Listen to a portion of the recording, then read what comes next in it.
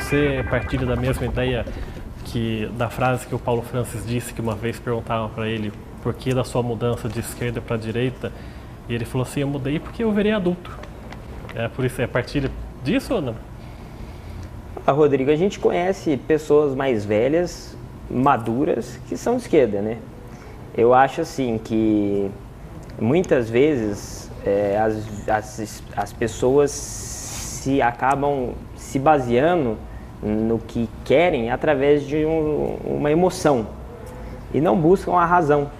Então, o discurso da esquerda, quando fala sobre os nossos problemas sociais, quando fala sobre a pobreza, a fome, etc., eles sensibilizam a gente fala, pô, é verdade, existe a fome, existe. Agora, o diagnóstico, quem eles culpam por isso e como eles querem resolver isso, é que tem um pouco de, na minha visão, um mundo de fantasia, que eles acham que os homens e uma elite dirigente conseguiria superar isso.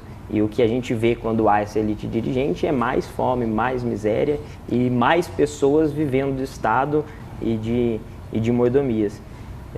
Então, o caminho não é esse, né? E antes da gente entrar de vez no MBL, certo. Uma última pergunta para você sobre literatura. Você falou que leu bastante, né, que vários escritores te influenciaram. Você poderia citar alguns livros? Aí não falo nem de política, mas romances que tenham influenciado você bastante? O grande autor que eu recomendo para todo mundo é Dostoiévski. Dostoiévski é um cara decisivo na minha vida. E tem 2 livros dele que eu gosto bastante, que é Crime e Castigo, que fala sobre um protagonista que ele achava que, como ele era superior intelectual, olha só, vamos fazer o paralelo com os engenheiros sociais, né?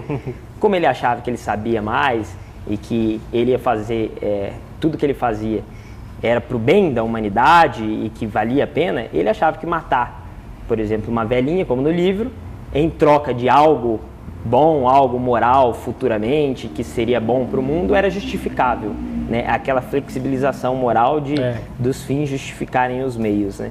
E o outro livro do Dostoiévski que eu gosto muito é Memórias de Subsolo, ou Notas do Subterrâneo, depende da tradução, que é também incrível, é aquela que fala fluxo de pensamento, né? Que o cara vai narrando o que ele está pensando, além das ações do personagem. E é uma escrita incrível. Agora, vou falar também de um brasileiro, né? Vou falar 2. Machado de Assis, né? Dom Casmurro, Quincas Bobas, Memórias Póstumas, que é a tríade dele, que eu acho que é fundamental para todo mundo. E um bastante pessoal meu que eu gosto, que é Rubem Fonseca, que é contista, que ele fala sobre violência, ele é bastante violento, sexo, palavrão e etc. E eu acho que ele foi ali o primeiro mais escrachado da literatura brasileira, né? Hoje em dia falam muito de Bukowski, né? Que o Bukowski era boca suja e a molecada gosta. Rubem Fonseca já fazia isso no Brasil, de forma original, e mostrando também as mazelas sociais. Vou até falar de um conto dele, que ele fala do Justiceiro, não lembro bem qual que é, alguém vai lembrar aí.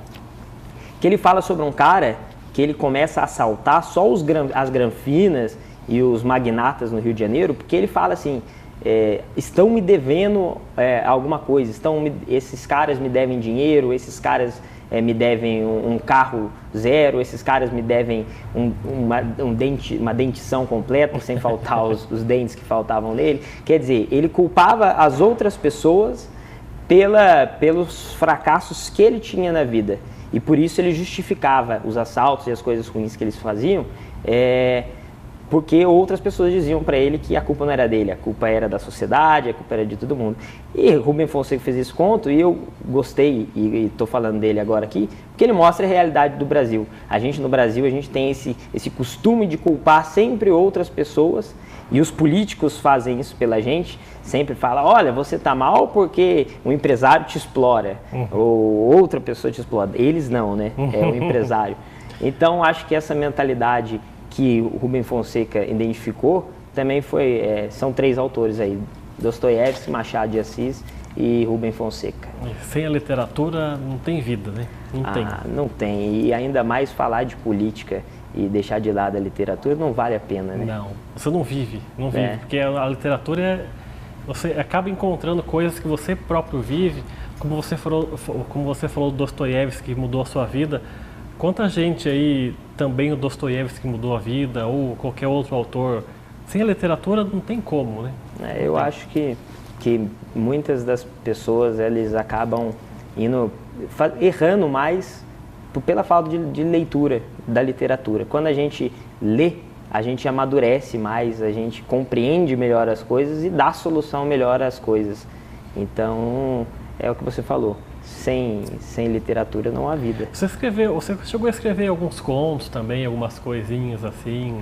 Escrevi, nada de grande valor. Eu jamais seria um Rubem Fonseca ou um Machado de Assis.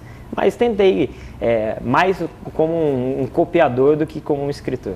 Mas eu sei que você tem ou se não um objetivo, um sonho de se tornar um grande romancista. Eu já tive mais. Eu já tive mais. Eu acho assim, tem pessoas que têm esse dom, né, Rodrigo? Eu acho que meus textos, modéstia à parte, são bons, mas para você escrever um grande romance é difícil, né? Por exemplo, e agora ainda mais, quando você começa a fazer política e começa a ter uma linha ideológica, é bastante difícil, né? Por exemplo, tem um grande autor justiçadíssimo do Brasil, que é José Sarney. Brincadeira. Mas não é para tanto. Não é para tanto, brincadeira. Mas por ele ser um político, muitas vezes a obra dele não foi julgada da devida maneira. O Temer é um poeta, né? Dizem que é um poeta, né? Tarso, para não falar que não falei da esquerda, Tarso Genro também escrevia poemas, etc. Agora, quando você tem uma linha política, fica mais difícil você ser julgado por esses caras imparcialmente, por um crítico literário e tal. Né? Ia ser sempre, o cara do MBL está escrevendo um romance agora. É uma porcaria. Eles julgam primeiro o que a pessoa faz da política para ver se... Né? Nelson Rodrigues falava sobre isso, falava que na época ele comentava das esquerdas, a gente tem muito medo da esquerda e acha que eles andam com barricadas nos bolsos, numa crônica dele fala isso, mas a esquerda não quer fazer revoluções, a esquerda quer puxar o saco. Então a esquerda brasileira está no teatro, está no cinema, está na TV, e o que eles fazem se eles não fazem revoluções? Eles se autopromovem. Um cara de teatro fala que o cara de cinema é o melhor cineasta, e o outro é o melhor apresentador de TV, e o outro é o melhor pintor, etc. E eles se autopromovem, fecha ali a panelinha e quando surge alguém como Ferreira Goulart, no fim da vida, que não tinha como falar que ele era um mau poeta, mas ele ficou muito excluído desse papo como não é mais esquerda, é um velho senil agora, e foi excluído. É mais ou menos o que acontece. Então essa minha pretensão literária, não que eu vou abrir mão dela por causa desse tipo de coisa. Mas, como eu tenho como todos nós temos um pouquinho de vaidade, se eu for escrever um livro, eu quero que seja bom. Então, enquanto eu não me sinto preparado para escrever um bom romance, não que um crítico tenha que avaliar bom, que eu avalie bom, eu prefiro não escrever. Como é que explica pra gente o que é o Movimento Brasil Livre e como é que você chegou a conhecer esse movimento e como é que você se tornou um coordenador aqui no Vale do Paraíba? Legal. O Movimento Brasil Livre começou em outubro de 2014, logo após as eleições, a reeleição da ex-presidente Dilma. O movimento em São Paulo, 4 ou 5 rapazes que tinham uma página na internet, resolveram criar um evento no Facebook e chamar manifestações para Paulista contra os resultados das eleições. E na primeira manifestação teve 5 mil pessoas, teve uma segunda manifestação, teve 10 mil pessoas, até que eles marcaram em dezembro uma manifestação para março de 2015. E durante todo esse tempo eles utilizaram uma página que foi crescendo gradativamente, que é a do MBL, Movimento Brasil Livre, para ir divulgando que haveria uma manifestação em março, etc, etc, etc. Que foi aquela, a época, né, porque março do ano passado superou março de 2015, mas na época foi as maiores manifestações da história, foi absurdo e tal, e ali o MBL explodiu. Naquela época, eu já, morando em São José dos Campos, eu já me identificava como um liberal. Então, quando eu descobri que havia um movimento de rua, um movimento popular, que defendia ideias e valores como os que eu defendia, eu falei, isso tem que ter em São José também. Porque não pode ficar lá em São Paulo, tem que trazer esses valores aqui e tem que ter esse movimento forte em São José. Eu entrei em contato com eles através da página. Por acaso, o cara que coordenava, que respondia na página, era joseense. era o Rafael Rizzo. E ele mora em São Paulo, tal, mas a família dele era daqui. Ele falou, cara, eu sou de São José e a gente não tem ninguém aí, você não quer ser o nosso coordenador? Eu falei, quero. Daí peguei, não sabia o que fazer, não sabia quem procurar, né? Apesar de, no começo da entrevista, você falou dos meus tios, que foram políticos, tudo que eu fiz com o MBL não teve nada a ver com eles, né? Quer dizer, nunca pedi apoio e também eles nunca me apoiaram, né? Até porque, a princípio, eu acho que até meus pais, eles acharam, o que será que é esse negócio que esse menino está fazendo, né? Movimento de rua para ir fazer manifestação, não é pouca gente acreditava que isso daria em algo, né? Mas eu acreditava, eu achava que um movimento suprapartidário, com pessoas de diferentes ideias, né? Porque há liberais, mas há também conservadores no MBL, há também libertários, né? Tem caras que defendem, por exemplo, a liberação das drogas. Outros não defendem, que é uma pauta... no mesmo grupo, né? No mesmo grupo, é uma pauta que há divergência no meio liberal, né? Dentre outras coisas. Mas apesar de todas essas diferenças, o MBL existe pelo que nos une, que é um Estado menor, menos burocracia, menos privilégios às classes políticas. E a partir disso, não só por respeito ao dinheiro público, porque quando a gente fala que tem que cortar gastos, todo mundo acha que é só porque é caro. Não, é porque uma máquina pública mais enxuta, ela é mais eficiente, e ela sendo mais eficiente também é mais transparente e combate a corrupção. Então é tudo isso que a gente defende.